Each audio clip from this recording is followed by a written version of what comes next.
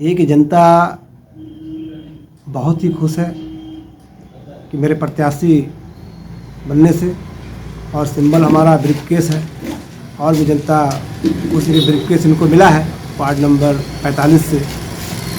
और इस क्षेत्र का जो सेवा है, सुरक्षा और सम्मान है, ये तीन संकल्प ये लेके मैंने चला हूँ। वार्ड में किसी भी प्रकार का भी काम हो, किसी प्रकार की समस्या हो, हर समस्या को मैं ना समय देखा ना दिन देखा, हमने हर समय जनता के बीच कार्य किया, उनके समस्याओं का समाधान किया। ये नगर निकाय का चुनाव है, ये एक लोकतंत्र का पर्व है। इसको हम लोग एक सौहार्दपूर्वक लें।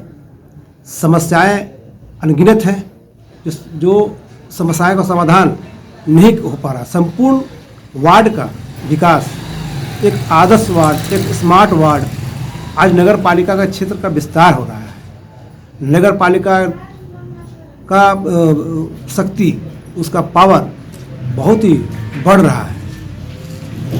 उसके बहुत सारे नगर पालिका के विषय होते हैं, उस विषयों पर काम करना है, उन विषयों को धरातल पर उतारना है, उन विषयों को जनमानस तक, एक अंतिम व्यक्ति तक, एक जरूरत व्यक्ति तक पहुंचाना है। 28 विषय होते हैं नगर पालिका के, 28 विषय। मुझे नहीं लगता कि पूरे रांची नगर निगम में 28 विषय, तो 10 विषय पर भी कार्य नहीं शुरू हुआ है। अभी इंफ्रास्ट्रक्चर का निर्माण हो रही है। उसी प्रकार से आप वृद्धा पेंशन लीजिए, राशन कार्ड लीजिए, परित्यक्ता पेंशन लीजिए, विधवा पेंशन लीजिए, ये अधूरे पड़े हुए हैं, क्योंकि बहुत लोगों तक पहुंचा नहीं है। और सबसे बड़ी बात, लोग जानते हैं कि वृद्धा पेंशन होता है और विधवा पेंशन होता है, एक विकलांग पेंशन होता है, एक पेंशन और होता है जो जिसको बोलते हैं परित्यक्ता पेंशन, जिसका जो महिला उम्र हो गया है, जिसकी शादी ब्याह नहीं हुई है किसी कारणवश, सब कुछ ठीक है उनका, लेकिन किसी कारणवश उनका नहीं हुआ है, उनका कोई देखने वाला गार्जियन भी नहीं है, उनको भी पेंशन मिलता है। ये जानकारी की चीज़ है। हमने बहुत सारे चीज़ों को वार्ड में मुद्दा के रूप में उठाया है। यहाँ का मूल समस्या, यहाँ का वार्ड नंबर 45 का मूल समस्या, और भी हमारे बगल में वार्ड है, उनका भी मूल समस्या यही है कि ये हमारा क्षेत्र जो है खास महल लीज में ट्रीट किया जाता है, जबकि 200 साल 300 साल के बसिंदे लोग हैं यहाँ पे। यहाँ पर अंग्रेजों के गवर्नर के द्वारा ये क्षेत्र को बसाया गया था, और हम लोगों को ज़मीन उन्हीं लोगों के द्वारा प्राप्त हुआ, जो हमारे पूर्वजों को प्राप्त हुआ है खतियानी से, वो उन्हीं लोगों के द्वारा प्राप्त हुआ है। अब तो आपका कोई औचित्य नहीं रहा है, इतना इतना बिल्डिंग बन गया, दुकान बन गया, बाजार हो गया, आप नाली दिए, रोड दिए, सड़क दिए, बिजली दिए, सारा कुछ दिए, राशन कार्ड दिए, सारा कुछ, वोटर ID दिए, सब कुछ दिए, फिर ज़मीन हमको आप क्यों नहीं दे रहे?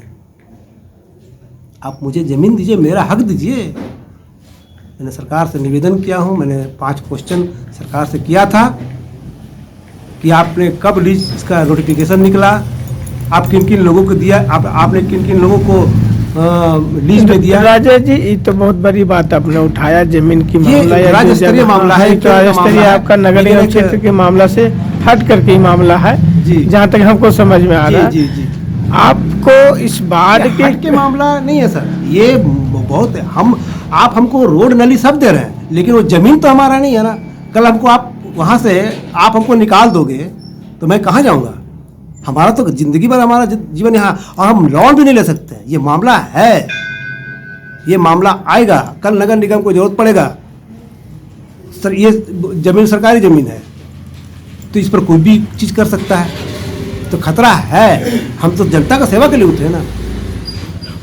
वार्ड में अब अगर हम जाएंगे तो बहुत सारा क्षेत्र ऐसा पड़ा हुआ है, आपको रोड दिखता है कि रोड में सब कुछ बना हुआ है, लेकिन एक घर के पीछे जो एरिया पड़ता है, वो एरिया एकदम फाका पड़ा हुआ, वहाँ कूड़ा का अंबार लगा हुआ है, वहाँ पर नाली जो है, पानी नाली बनी हुई, वो आदम जमाना से, मतलब ब्रिटिश काल से बना हुआ, वो आज तक उसी नाली वो मट्टी होकर बह रहा है।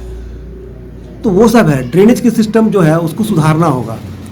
ये तो जनसेवक को देखना पड़ेगा।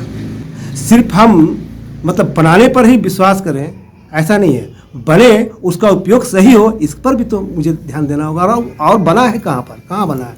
आप एक क्षेत्र को पकड़ के विकास कीजिएगा, नहीं, ये आदर्श वार्ड बनाना है तो सभी को लेकर, सभी क्षेत्र को लेकर विकास करना, क्योंकि फंड जो आता है, जो सरकार कोष देती है मुझे, वो सारे एरिया के लिए देती है, संपूर्ण एरिया, एक वार्ड के लिए, संपूर्ण एरिया के लिए वो मुझे मिलता है। ये वार्ड के लिए प्राथमिकता है कि मैं सबसे पहले तो मैं वार्ड को सुंदरीकरण कराऊंगा, ड्रेनेज सिस्टम जो है वो सुचारू रूप से चले वो करवाऊंगा, हर क्षेत्र में, है ना, वो डस्टबिन का जो कुशल प्रबंधन हो, और लोगों की भी जागरूकता हम लाएं कि अपना कूड़ा जो है वो सही स्थान पर, यथास्थित स्थान पर ही रखें उसको।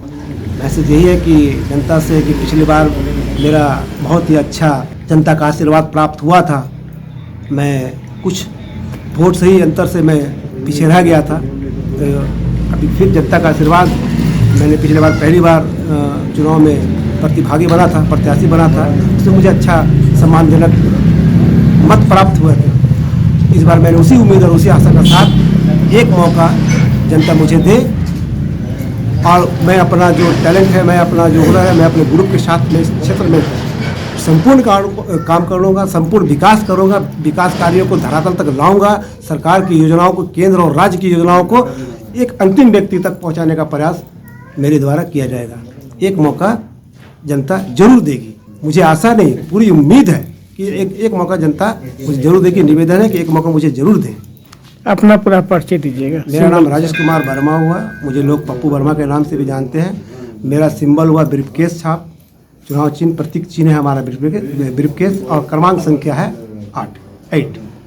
Ward number 45।